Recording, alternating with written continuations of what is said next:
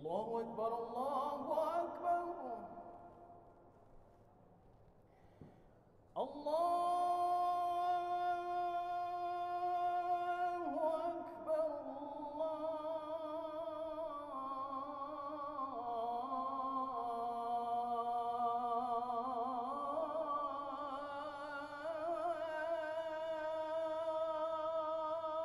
الله أكبر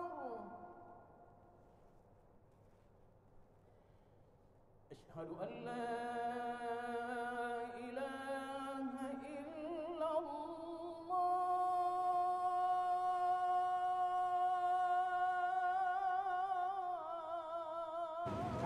A'udzubillahi minasyaitonirrajim. Bismillahirrahmanirrahim. Assalamualaikum warahmatullahi wabarakatuh. Alhamdulillahilladzi arsala rasulahu bil huda wa dinil haq liyudhhirahu ala dini kulli wa kafa billahi syahida. Wa nashhadu an la ilaha illallah wa nashhadu anna Muhammadar Rasulullah. Allahumma salli ala Sayyidina Muhammad wa ala alihi wa ashabihi ajma'in, amma ba'du. Pertama sekali bersyukur kita kehadirat Allah Subhanahu wa taala masih memberikan kesempatan kita untuk beriktikaf setelah kita melaksanakan salah satu kewajiban, yaitu salat maghrib secara berjamaah, yang insya Allah para jamaah yang hadir ini akan sampai kita memasuki pada salat isya nanti. Saya sebenarnya datang ke sini malam ini baru datang, baru sampai tadi pukul 3.30. Karena setiap malam sebenarnya saya dengar siaran Baitur Rahman. Di Australia kita sekarang selisih 3 jam. Jadi kalau jam sini 7 berarti kita di sana jam 10. Karena saya tahu malam ini adalah guru saya dan guru kita semua, yaitu Profesor Azman Ismail yang akan memberikan tausiah, maka saya katakan kepada adik saya tadi, ini walaupun baru datang, saya ke Masjid Raya kita salat. Supaya sampai ke sini memang semuanya diatur oleh Allah Subhanahu wa taala. Mudah-mudahan ini yang terbaik, mudah-mudahan. Dan malam ini saya memang agak berani berbicara karena ada guru saya di depan. Nanti saya boleh diperbaiki. Bapak Ibu hadirin hadirat sekalian, saya memang sering pulang, walaupun sering dalam artian setahun sekali insya Allah ada pulang. Tapi ada beberapa hal saya lihat yang memang, terutama saya mau bicara sebenarnya dengan anak-anak muda, tapi anak muda kita sedikit sini. Kalau orang yang sudah di masjid ini sudah enggak ada persoalan lagi. Tapi ke anak-anak muda yang semestinya, karena kalau sudah seumur saya sudah 73 tahun ini. 73 Pak Prof saya. Makanya kadang-kadang bangun itu agak susah lutut. Prof lebih kuat dari saya. Jadi bagi anak-anak muda sebenarnya yang sangat kita harapkan, dan saya kebetulan memang pengalaman bersama anak-anak muda waktu muda dulu dalam organisasi, maka sesungguhnya kesempatan muda ini yang memang harus dipergunakan semaksimal mungkin. Apatah lagi kita di Aceh di sini. Di Aceh yang ini saya tidak bosan-bosan menyuarakan ini. Karena kenapa? Sekarang kita di mass media, di medsos, di televisi disiarkan setiap saat tentang apa yang terjadi di Palestina. Sementara saya kebetulan ini baru sore tadi datang ke sini. Di Australia sebenarnya, di negara-negara barat yang lain sebenarnya sangat sensitif masalah Islam, tapi tidak diekspos. Kita di sini bersyukur kepada hadirat Allah Subhanahu wa taala, tidak ada yang melarang Kita ini masih dalam pengadilan di Australia, ini masih ada pengadilan. Salah seorang teman kami yang anggota daripada Australian National Imam Council itu sekarang sudah dituntut karena dalam khutbah menyebutkan kepedulian terhadap Islam. Padahal yang disebutkan itu hadis. Apa kata beliau? Marra'a minkum munkaran fayughayyir biyadihi fa illam yastati' fa bilisanihi fa illam yastati' fa biqalbihi wa huwa adhaful iman. Cuman dia ambil contoh di Palestina sekarang. Hampir setiap saat di Palestina anak-anak perempuan itu dibombardir. Yang kita lihat sekarang itu tidak lebih daripada apa yang terjadi itu. Tapi sejauh mana kepedulian kita? Kita melihat memang mungkin tidak ada kekuatan secara fisik, tapi paling tidak di negara-negara barat sekarang bagi komuniti muslim yang namanya Starbucks, yang namanya KFC, yang namanya McDonald itu hampir close semuanya. Anak-anak kecil yang dalam pengajian-pengajian yang kita lakukan, begitu kita ajak pergi beli coklat dan dia lihat ini ada bantu Israel enggak? Sebenarnya ini tugas anak-anak muda kita, anak remaja masjid, buat inventarisir ini barang-barang yang memang produk-produk ini yang akan mensupport Israel. Secara tidak langsung kita telah membantu orang-orang Israel secara tidak langsung. Jadi mungkin kita sudah tahu semuanya bagaimana Syekhul Al-Azhar memutuskan membuat sebuah fatwa haram merokok. Maaf gitu, mungkin kalau kita masih ada yang makruh itu nggak apa-apa, silakan. Tapi alasannya apa? Alasannya yang pertama adalah dengan merokok itu adalah mubazir. Satu paket itu berapa merokok di duit kita sih? Kalau kita di Australia 30 atau 40 dolar satu paket. Kalau satu hari satu paket, sebulan 30 paket, berapa sudah duit? Padahal semua kita membaca innal mubazirina ikhwanu syayatin. Sesungguhnya mubazir itu adalah temannya syaitan. Tapi kita maaf saja gitu. Merokok itu seperti ya itu makruh, nggak apa-apa. Kemudian alasan yang kedua, dengan kita membeli rokok setelah yang pertama mubazir, yang kedua adalah produk yang memproduksikan rokok itu ujung-ujungnya itu adalah Israel yang menguntungkan sekian persen atau Nasrani yang menguntungkan. Termasuk pabrik-pabrik rokok yang ada di Indonesia, termasuk rokok kretek ya, kalau di Jawa ada rokok kretek. Sebenarnya suara ini saya sudah suarakan 50 tahun yang lalu dulu di masjid ini juga. Sudah saya suarakan tuh. Dengan membeli rokok itu adalah kita dua, yang ketiga. Yang pertama tadi adalah mubazir, yang kedua adalah membantu Israel, yang ketiga adalah hasil penelitian yang dilakukan. Orang yang kena kanker itu adalah 75% hasil daripada merokok.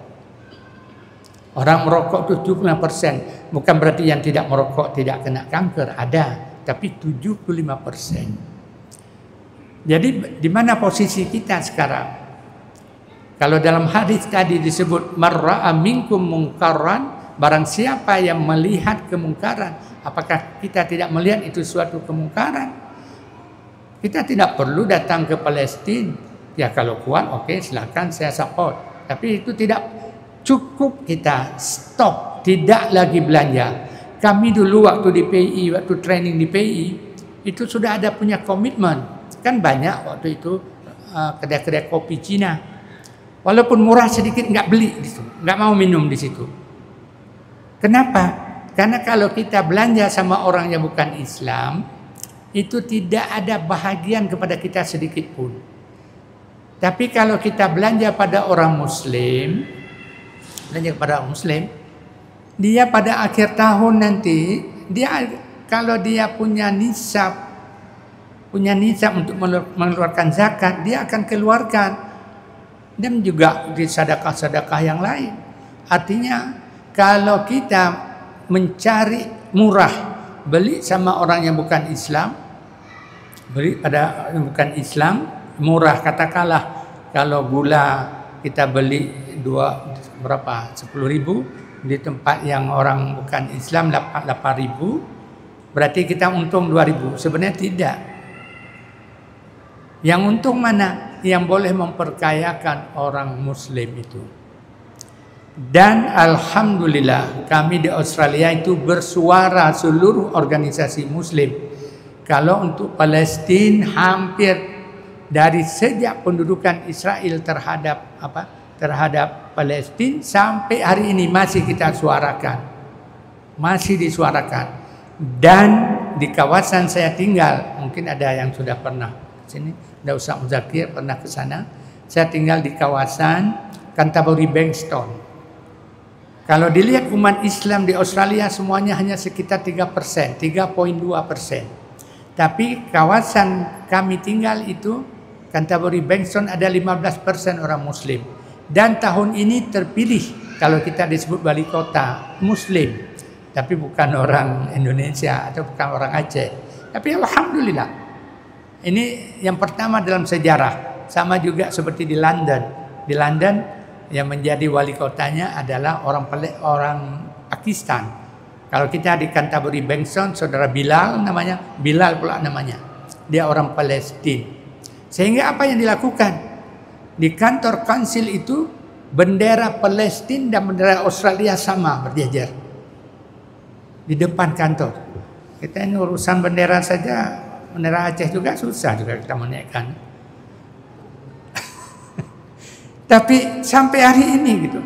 Dan sudah 2 tahun kita melaksanakan salat tarawih di jalan protokol di Lakemba itu semalam selama tarawih itu seluruh menjadi tontonan bagi orang-orang yang bukan Islam. Itu adalah dakwah juga. Itu dakwah. Sehingga orang-orang yang bukan Islam dia melihat apa yang kita lakukan. Begitu khusyuk orang melakukan. Mayor datang, wali kota datang membicarakan tentang, karena tidak ada keributan bagi kita.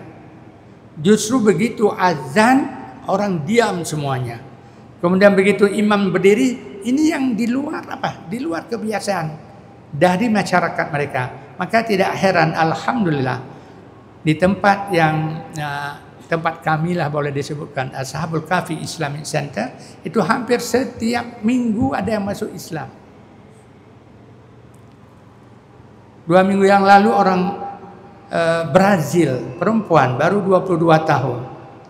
Kenapa masuk Islam? Bukan karena ceramah, bukan tidak bagus ceramah. Dia nggak datang kok ke masjid apa ceramah.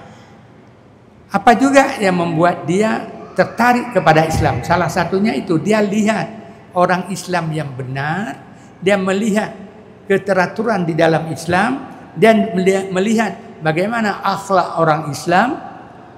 Dan di sana tidak ada undang-undang yang untuk memprotek orang Islam. Tidak ada.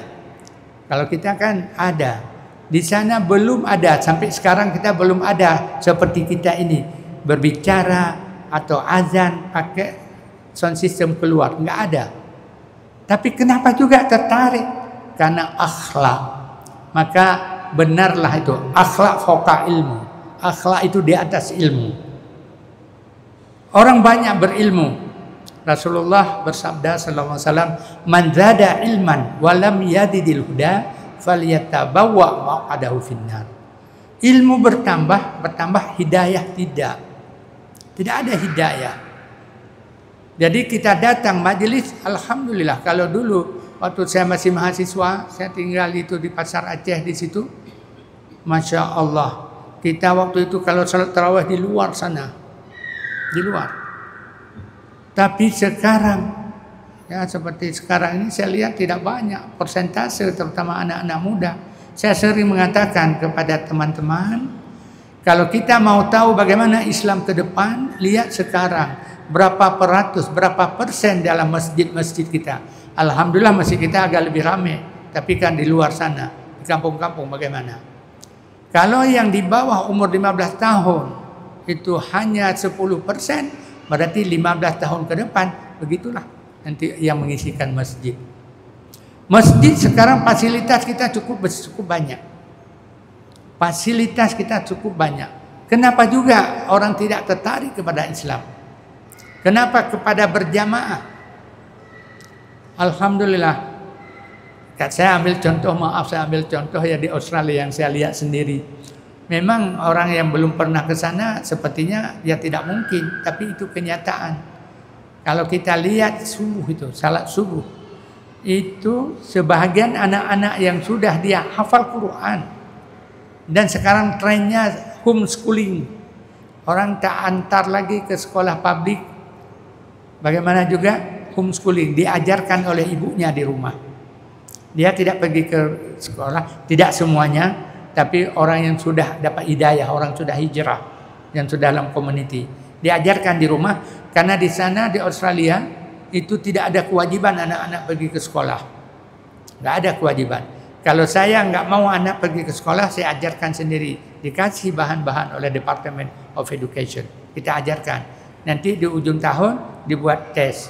Kalau dia lulus, kalau kita kurang absen nggak bisa ujian. Sana boleh-boleh saja. Jadi waktunya dibuat untuk apa? Anaknya tidak pergi ke sekolah. Ada beberapa alasan selain daripada orang-orang yang agak saklek itu, orang-orang Timur Tengah. Saya tidak mau anak saya, apalagi sudah gadis-gadis itu bercampur dengan anak laki. Saya ajarkan di rumah saja. Silakan. Ini silabusnya, laksanakan. Jadi waktu yang semestinya pergi ke sekolah, kemana diantar anak?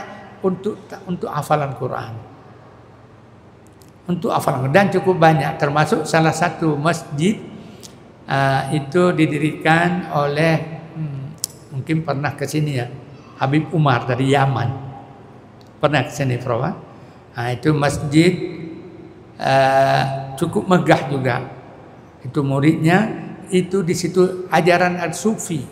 Kita tidak mempersoalkan yang sufi, yang apa, ada majelis Rasulullah, ada juga. Ya memang setiap malam Jumat kita baca burdah, baca berselawat kepada Rasulullah sallallahu alaihi wasallam. Dan itu berkembang. Kalau kita mau tahu, itu di antara maghrib dan isya. Kalau ceramah, tidak semua masjid ada ceramah. Tapi apa yang dilakukan? Salat awabin 6 rakaat itu yang dilaksanakan. Kemudian apa yang dilakukan setelah subuh? Setelah salat subuh, setelah baca surah Al-Kahfi, tidak hanya Jumat pagi. Itu tunggu sampai syuruk, salat 2 rakaat. Salat syuruk itu pahalanya sama seperti umrah dan haji. Bagi orang-orang setelah salat berjamaah, kita duduk dan tadabbur Al-Quran, atau pokoknya jangan ceramah juga boleh sampai keluar matahari. 15 menit setelah keluar matahari kita salat 2 rakaat. Kemudian juga itu amalan-amalan yang biasa-biasa saja, tapi rutin dilakukan. Kita ajarkan kepada anak-anak ini, jangan lupa nak, setiap sembahyang itu pada rakaat terakhir, sujud terakhir itu jangan lupa baca Allahumma inni as'aluka husnul khatimah, Allahumma rzuqni taubatan nasuha qablal maut, ya muqallibal qulub sabbit qalbi ala dini. 3 itu paling tidak, jangan lupa. Karena kenapa? Karena yang kita ingin adalah tidak ada lain, ridha Allah. Kita boleh nanti bersama-sama di dalam surga Allah. Husnul khatimah itu tidak apa kan? Siapa? Ustaz Yahya itu, Ustaz Yahya yang meninggal pada khutbah hari raya kemarin. Khutbah pertama, kemudian kan dapatkan informasi itu. Ya macam begitu, husnul khatimah insyaallah. Begitu juga kebiasaan kita, kebiasaan tidak hanya di masjid kita di sini. Masjid di sini luar biasa. Jangankan untuk masyarakat di sini, kami di Australia saya sampaikan kepada teman-teman, jangan lupa ya, ada acara di Masjid Raya Baitur Rahman. Kita dengar siapa? Cuman saya lupa lupa mencatat malam ini siapa. Cuma oh ini sudah datang Ustaz ini lagi, sudah datang. Yang sangat terkesan ada beberapa, ya Prof sudah pastilah. Cuma yang lain, yang itu bagi saya baru. Karena memang kata Ustaz, siapa nama Ustaz itu? Mungkin kalau saya cerita itu, ilmu faraid adalah ilmu yang sangat cepat yang dilupakan oleh orang. Ustaz apa nama? Saya mau jumpa beliau itu. Karena saya pernah apa? Karena kenapa? Kita banyak sekali terjadi apa-apa di sana. Nanti juga akan saya tanya sama profesor itu. Ada kita meninggal, ada anaknya 5 perempuan semuanya. Tak ada siapa-siapa. Bapak itu meninggal, istri sudah nggak ada. Yang ada anaknya perempuan. Ditanya saya bukan ahli hukum gitu. Saya bukan ahli hukum. Tunggu saya tanya, termasuk sama Ustaz ini saya tanya, ada orang kasih tahu, saya telepon salah seorang, jangan saya bang, saya telepon sama Ustaz Yasir, bang, yang ini telepon, ini ahlinya. Ustaz apa nama tuh? Apa? Betul, ya Jamal Ahyar, ini ahlinya, saya bilang. Maka saya hubungi dia, Kita memang di sana, ya memang orang mu'alaf lah kita boleh kata. Walaupun saya tadi di Malaysia jam 5 sampai ke sana, ada orang Malaysia merantau ke Australia itu. Dia bekas gangster. Kalau kita apa? Gangster lah di Malaysia. Sampai ke sana, datang ke tempat kita, ke Ashabul Kahfi Islamic Center, mau mengaji. Mengaji apa? Kita enggak tinggi-tinggi, mengaji Iqra. Enggak doa sembahyang mengaji Iqra. Alhamdulillah keistiqamahan itu dia boleh baca Al-Quran, dihubungi sama mamanya bagaimana, kamu jangan pulang lagi, itu sudah bagus, tinggal aja di Ashabul Kahfi itu sampai dia sudah bisa baca Al-Quran dan dia menjadi benteng. Tadi dia dari Penang malam-malam dia ke LAA, jemput saya, dia dibawa itu. Gangster, tapi alhamdulillah karena memang semangat terhadap keislaman, keistiqamahannya itu. Kalau kita di Aceh, alhamdulillah itu udah nggak ada persoalan itu. Cuman kita lebih besar lagi perjuangan kita. Kita namanya undang-undangnya ada apa namanya, berlaku syariat Islam secara kafah, ada undang-undangnya. Dalam undang-undang PA juga ada. Tapi bagaimana realita? Saya tidak muluk-muluk itu menganjurkan. Bagaimana kita sebagai orang muslim yang kebetulan dilahirkan oleh Allah di Aceh, ini suatu anugerah, bukan kebetulan. Kita tak pernah minta kita menjadi orang Aceh. Maka kepedulian kita itu harus lebih tinggi sedikit. Kalau kita kekurangan kita dari segi pembangunan itu enggak di masalah. Tapi kalau masalah akhlak, masalah agama kita kurang, itu yang menjadi persoalan. Saya merasa malu gitu. Merasa malu, ya saya kira semua kita lah. Begitu ada anak orang-orang, ya wallahu alam bisawab itu kan, ya terjadi hal yang tidak senonoh. Itu boleh terjadi di Aceh, apapun alasannya, tidak boleh terjadi itu. Dan sekarang mungkin Allah memperingatkan, itu pulau itu mau diambil orang itu. Itu kita nggak boleh diam, Itu mempertahankan hak kita itu. Jadi jangan dibalik. Dibalik bagaimana? Kalau itu merasa hak kamu, mana bukti? Ya itu dibalik. Orang ambil, kita dicuri barang oleh seseorang, jangan dibalik. Dia harus membuktikan itu harta dia, bukan kita harus membuktikan ini harta saya. Bukan, memang kita punya. Saya setuju itu dengan apa teman-teman, ya memang kita perlu. Ini termasuk perjuangan kita dalam rangka mempertegaskan bahwa kedaulatan kita Aceh ini adalah pusaka daripada nenek moyang kita, dan Aceh ini adalah Islam. Dan akidah Islam tidak diragukan, dan semangat keislaman. Dan kita harus merasa malu kalau terjadi tadi setengah pesawat orang Malaysia datang tuh ke Aceh. Saya tanya, Termasuk malam ini, besok pagi entah mereka akan datang ke masjid ini. Tadi setengah pesawat mereka. Kenapa? Ada yang pertama baru datang ke Aceh. Pertama. Maka mereka itu menjadi ambasador. Apa yang dia lihat nanti itulah yang akan dikemukakan di sana. Dulu waktu zaman saya mahasiswa, dulu ada komandan polisi waktu itu. Lupa saya nama. Beliau waktu itu yang buat itu masjid-masjid untuk polisi. Termasuk di Cinta Alam, kan ada masjid itu masjid polisi. Lupa nama saya siapa itu. Beliau pertama sekali ditugaskan ke Aceh, itu dicerita oleh beliau sendiri. Masih saya mahasiswa dulu. Dia enggak langsung ke rumah itu, dia suruh antar ke masjid. Masjid sini. Jam 10 pagi. Begitu dilihatlah masjid, ini dia cerita. Waduh, hebat kali di Aceh. Jam 10 orang sudah duduk-duduk, sudah tidur-tidur situ. Pikirnya tunggu zuhur lah.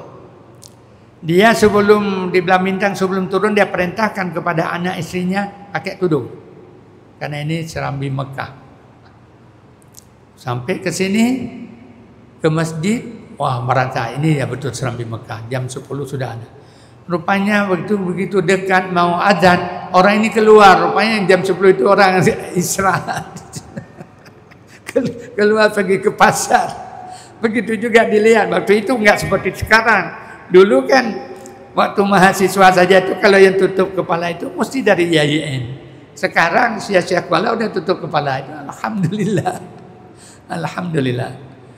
Ya, ini harus kita pertahankan. Kami di Australia senang menjaga ini muslim atau tidak. Kalau yang apa? Nah, saya pakai tongkat Pak itu. Nah, tongkat pakai kopiah begini.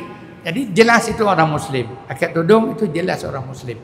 Tapi Islam yang semestinya adalah bukan kita harus membenci kepada yang di luar agama kita. Itu ada aturan dalam Islam. Apatah lagi dengan kita nampakkan akhlak yang baik sehingga orang di luar Islam akan tertarik kepada Islam. Ini adalah yang disebut dengan dakwah bilhal. Pada tahun 1994 itu di Australia kita buat seminar tentang dakwah bilhal.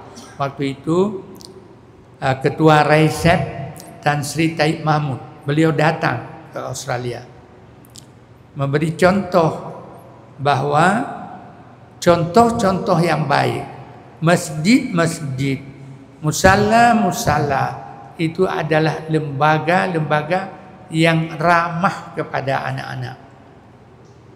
Ramah kepada anak-anak. Jadi masjid terbuka kepada anak-anak. Anak-anak memang namanya saya anak-anak.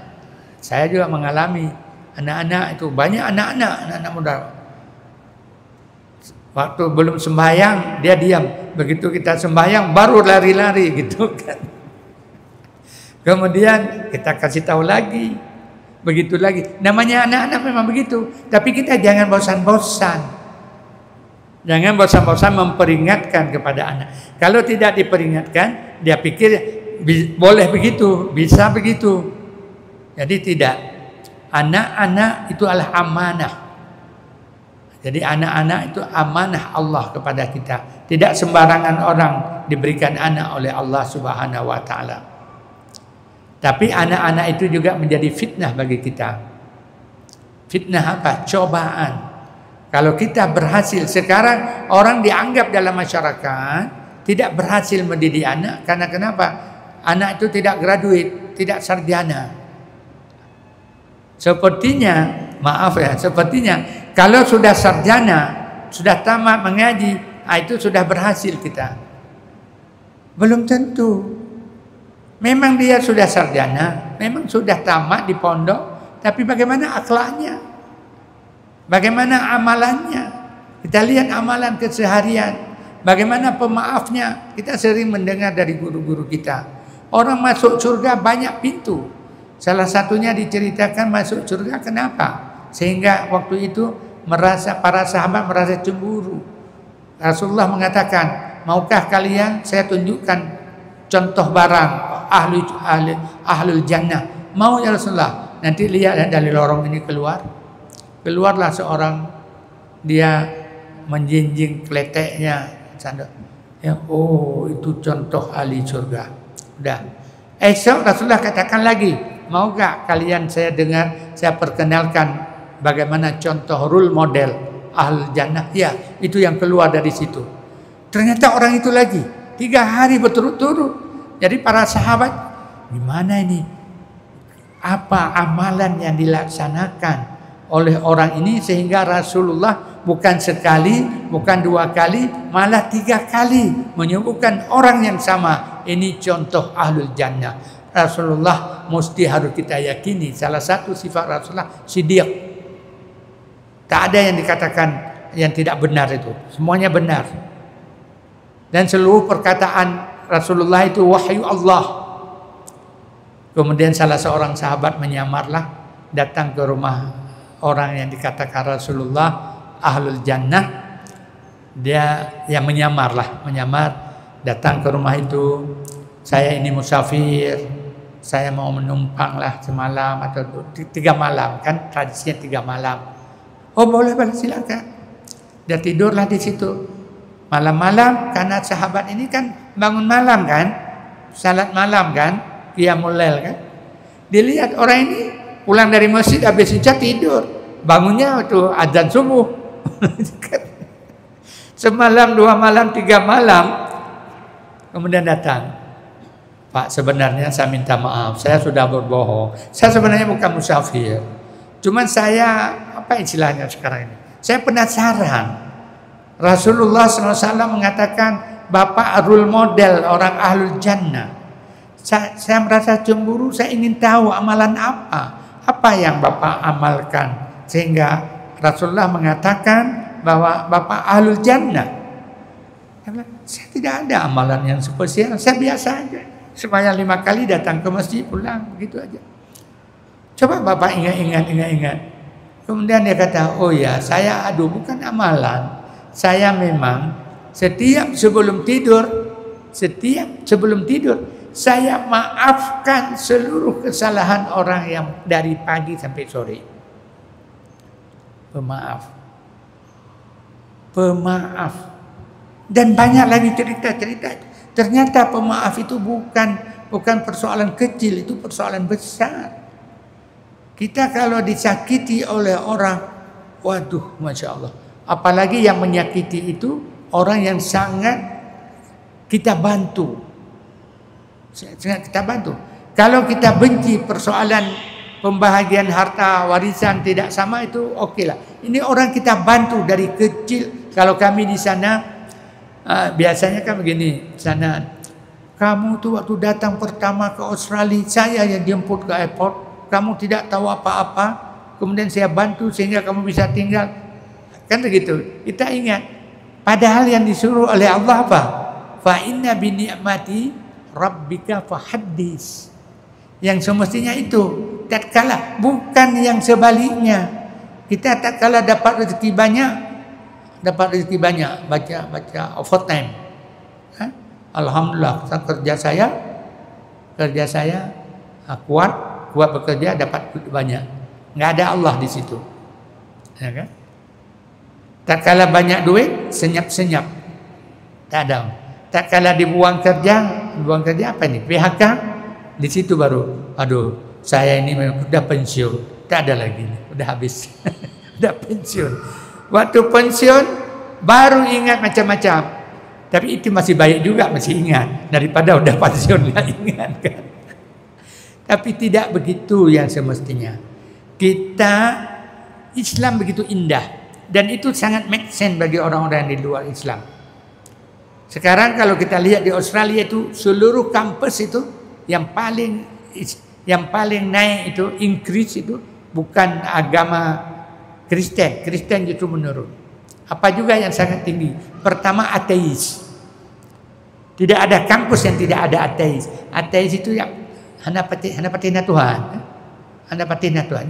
Itu hampir setiap kampus. Saya mengingatkan anak saya waktu itu dibuat dialog, debat antara Muslim sama ateis. Kemudian debat lagi antara Kristen sama Muslim. Anak-anak kita ini kadang-kadang terlalu, bukan overacting, terlalu percaya diri. Waktu dengan orang Kristen itu profesor, anak-anak kita baru tingkat 2, tingkat 3, mau melawan. Sehingga habis seminar, kalau kita tanya sama orang audien itu, bagaimana menurut kamu? Kalah Islam. Kalah. Karena kenapa? Jangan terlalu percaya diri. Jangan terlalu percaya diri.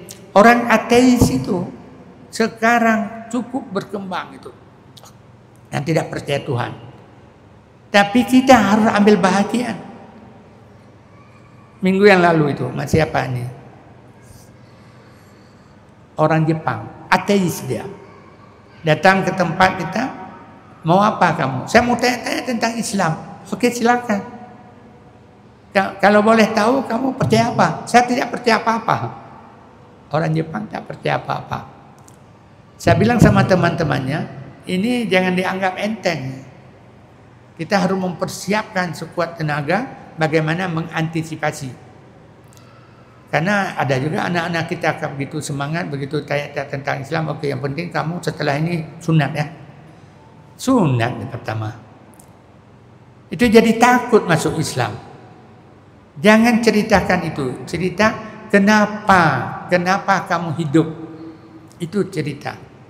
Kenapa kamu hidup dan setelah hidup kamu mati.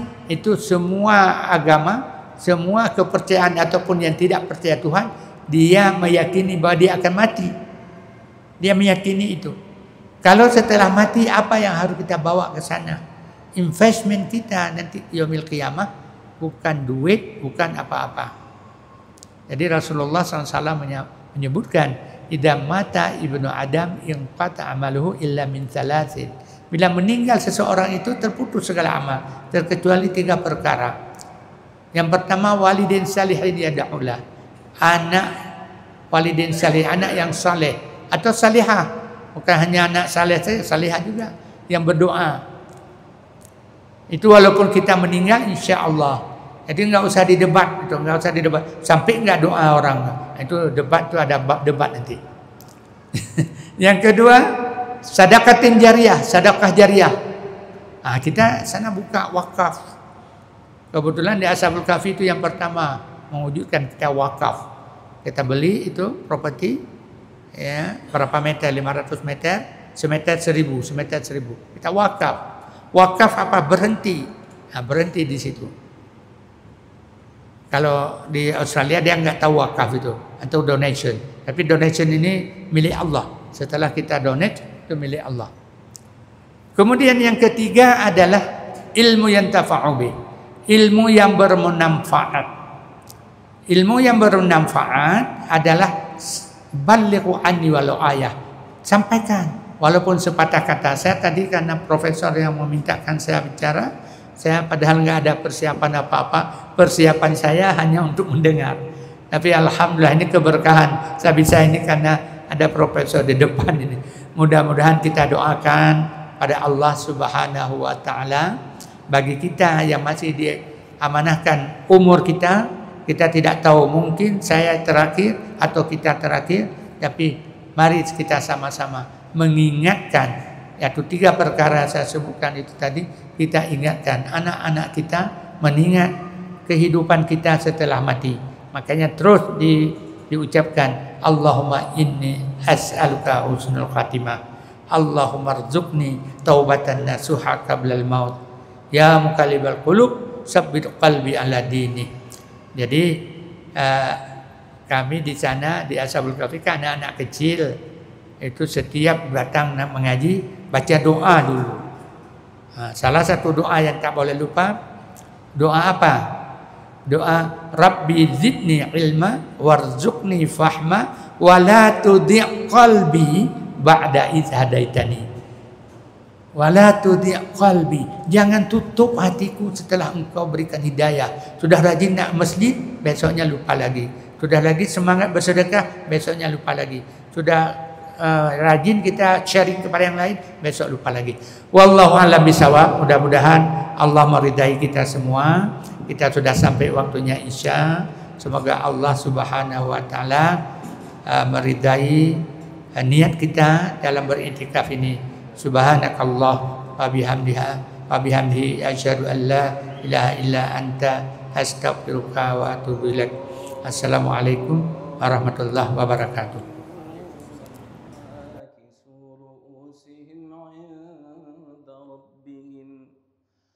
ربنا أبصرنا وسمعنا فارجعنا نعمل صالحا إنا موقنون.